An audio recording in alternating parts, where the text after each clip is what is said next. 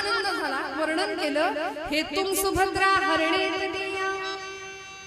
त्याला बघून सगळ्या बायकांना एक गोड प्रसंग आठवला. कुठला प्रसंग? म्हणाले, सुभद्राताईचं हरण करण्याकरता बलराम दादांना फसवून रैवत पर्वतावर हा बोका संन्यास घेऊन बसला होता. म्हणाले, कुठला संन्यास? त्रिदंडी संन्यास. त्या संन्यासाचं नावच आहे जो केव्हाही घेता येतो आणि केव्हाही सोडता येतो. त्रिदंडी नावाचा संन्यास घेऊन बसलेला हा कशासाठी? कोण होता हा? पार्थ त्रिदंडी वेश स्वीकारी हलधरा सुमंचाय. बलराम दादांना फसवून बसला होता तिकडे. कोण होता तो? अर्जुन, पार्थ. त्याला बघितलं आणि सगळ्यांना त्या गोड प्रसंगाची आठवण झाली आणि सगळ्या स्त्रिया हसल्या. कशा? आता सुभाषितामध्ये वर्णन केले बघा. म्हटलं पूर्वीच्या पंडिती काव्यांचं लक्षण किंवा विशेषण काय होतं ते म्हणाले, गवाक्ष मार्गैहि कृतवीक्षणाना स्त्रीणां मुखेन्दोस्मित चंद्रिकाभूत. आता ऐका बरं, त्या गवाक्षांमधून चंद्रिकेचं चांदणं पाझरलं असं म्हणाले. चंद्रिका कोणाला म्हणायचं? प्रतिपदेची जी चंद्रकोर असते की नाही तिला चंद्रिका म्हणतात. स्त्रियांना एवढंच हसणं शोभतं, चंद्रिके एवढ्या दंतपंक्ती दिसतील एवढंच हसणं म्हणाले स्त्रियांना शोभतं. पौर्णिमेचा चंद्र नाही. असं काही बोललं की स्त्री मुक्तीवाले माझ्याकडे भांडायला येतील, तसं काही नाही. हसावं पण पूर्वीच्या काव्याचं एक लक्षण सुभाषितकारांचं म्हणणं की एवढंच हसणं शोभतं म्हणाले, चंद्रिके एवढ्या दंतपंक्ती दिसतील. बरं, त्या स्त्रिया हसल्या त्याला बघून आनंद झाला आणि असं आनंदी वातावरण त्या द्वारकेच्या पहाट प्रसंगीचं. तो अर्जुन भगवंताबद्दल असीम निस्सीम श्रद्धा मनामध्ये भगवंतांना भेटायला आलेला आहे. द्वारकेमध्ये चालत चालत चालत समोर आला, महालाच्या महाद्वारापर्यंत आला आणि तिथे उभ्या असलेल्या द्वारपालाला सांगितलं, काय रे गोपाल कृष्ण उठलेत का? म्हणाला. द्वारपालाने सांगितलं, नाही महाराज, अजून झोपेतच आहे. मग म्हणाले, मी त्यांना भेटूनच जाणार आहे. असं कर, हा माझा रथ घे आणि त्या तिकडे नेऊन उभा कर म्हणाले. तिकडे म्हणून हात केला तर अर्जुनाला आधीच तिथे एक रथ आलेला दिसला होता. कथा आपण जाणत असाल. आधीच एक रथ आलेला अर्जुनाने पाहिला. अर्जुनाने त्या द्वारपालाला विचारलं, म्हणाला, माझ्या आधी इथे कुणी आले का? द्वारपाल म्हणाला, हो महाराज, दुर्योधन महाराजांचा रथ आहे. बघा मंडळी, लोक काही आजच राजकारण हुशारीने खेळतात असं नाही. सगळी मतं आदल्या रात्रीच बदलतात की नाही. 5000 वर्षापूर्वीचं राजकारण लोक किती हुशारीने खेळत होते. गुप्तहेर खातं असं जबरदस्त होतं.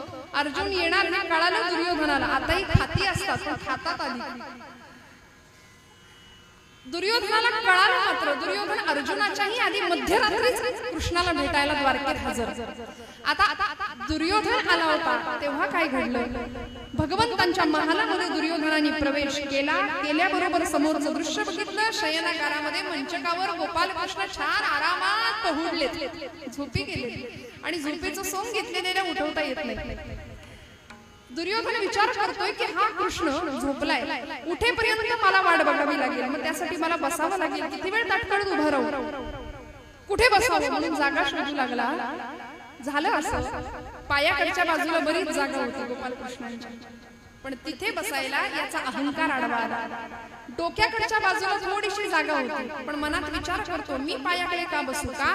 कारण मी हस्तिनापूरचा भावी सम्राट, हस्तिनापूरचा राजा, मी याच्या पायाकडे का बसू? कारण हा कोण? हा गवळ्याचा पोर साधा. हा आज कृष्ण झाला, द्वारकाधीश झाला, द्वारका स्थापन केली, पण आज असा बाहेरून काळा आहे तसा आतूनही काळाच आहे. म्हणाले नावाप्रमाणे कृष्णच आहे, काळाच आहे. याच्या पायाशी मी बसणार नाही म्हणून उशाकडे बसला. आणि झालं असं, तुम्ही म्हणाल तुम्हाला कसं कळलं नेमका तो कुठे बसला? मी परत मोरोपंतांचं नाव घेते. मोरोपंतांनी आर्या लिहिली आणि त्यांनी फोटो काढला त्या प्रसंगाचा, शब्द फोटो काढला, बरं शब्दचित्र काढलं आणि काय म्हणाले? प्रभूच्या शिराकडे जो, प्रभूच्या शिराकडे जो स्वमहत्वास्तव बसे अकवी मानी. अकवी म्हणजे निर्बुद्ध थोडक्यात, आणि मानी म्हणजे घमेंडखोर. प्रभूच्या शिराकडे जो स्वमहत्वास्तव बसे अकविमानी.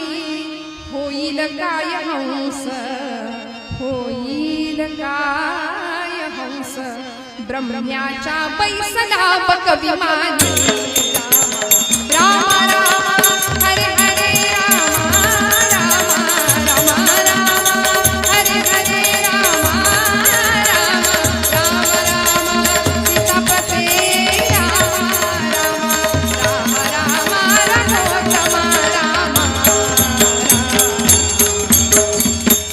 तुमच्या तबल्याचा माईक खूप छान लागला त्यामुळे तुम्ही बसूच नका शांत। होईल काय हंस ब्रह्म्याच्या बैसला बक विमानी। बगड्याला कोणी हंस म्हणेल का? माईकही सुंदर आहे आणि हातही सुंदर आहे बरं का, तुम्ही हसलात असा अर्थ घेऊ नका। त्यामुळे आहे तर आपण सेवा करूया ना शेवटपर्यंत। बगड्याला कोणी हंस म्हणत नाही, मोठ्या जागी बसला म्हणून कोणी मोठा ठरत नाही, उंच जागी बसला म्हणून कोणी उंच ठरत नाही। दुर्योधनाला कळलं नाही मोठेपणा कुठं जपावा, तो भगवंतांच्या उशाकडे बसला। झालं असं बराच वेळ दुर्योधन वाट पाहतोय, गोपाल कृष्णांनी मुद्दाम उठायला उशीर केला होता। त्याला काय आवश्यक आहे? मल्टी डायमेन्शनल कॅरेक्टर आहे भगवंतांचं, असं सुदर्शन चक्रासारखं गोल गोल गोल गोल। कितीही प्रयत्न करा आमची बुद्धी थकेल पण चरित्र कळत नाही, असं सुंदर चरित्र। दुर्योधन वाट बघतोय भगवंतांच्या उठण्याची। म्हणाले आता 11 वाजले, 11:30 पर्यंत हा उठला म्हणजे मिळवलं, नाहीतर 12 वाजवेल हा माझेही आणि सगळ्यांचेच। त्यामुळे बघूया वाट किती वेळ झोपतोय बघूया। भगवंत मुद्दाम उशीर करत होते आणि बघता बघता पहाट प्रसंगी अर्जुन आला बरं। आणि अर्जुनाने महालामध्ये त्या शयन मंदिरात प्रवेश टाकला, मात्र पाय टाकला मात्र समोरचं दृश्य बघितलं आणि अर्जुनाला हायसं वाटलं, आनंद झाला। म्हणाला दुर्योधना, मनातल्या मनात त्याचे आभार मानले। म्हणाला आमच्या जागेवर तुम्ही अतिक्रमण केलं नाही, कारण आमची जागा हीच पायाशी, भगवंतांच्या पायाशी बसला। पाय हातात घेतले, हळुवार हाताने भगवंतांचे पाय चेपू लागला आणि अंतःकरणातली भावना एकच आहे, आम्ही देवाचे पाय हा हा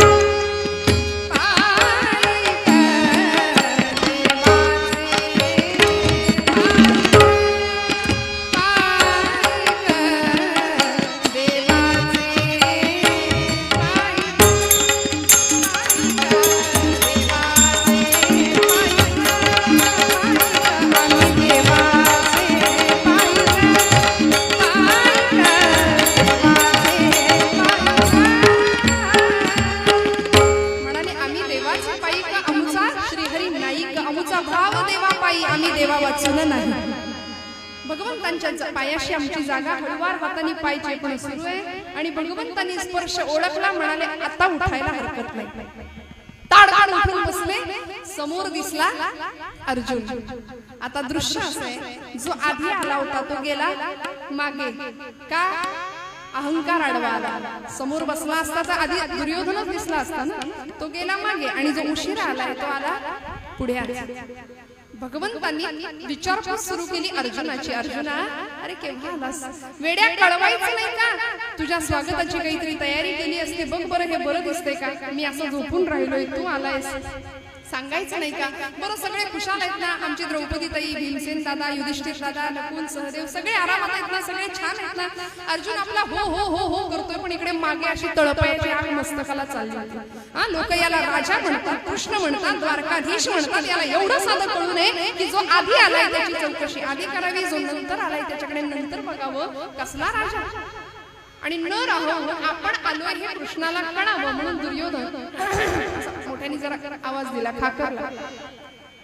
कृष्णाने चमकून मागे बघितलं.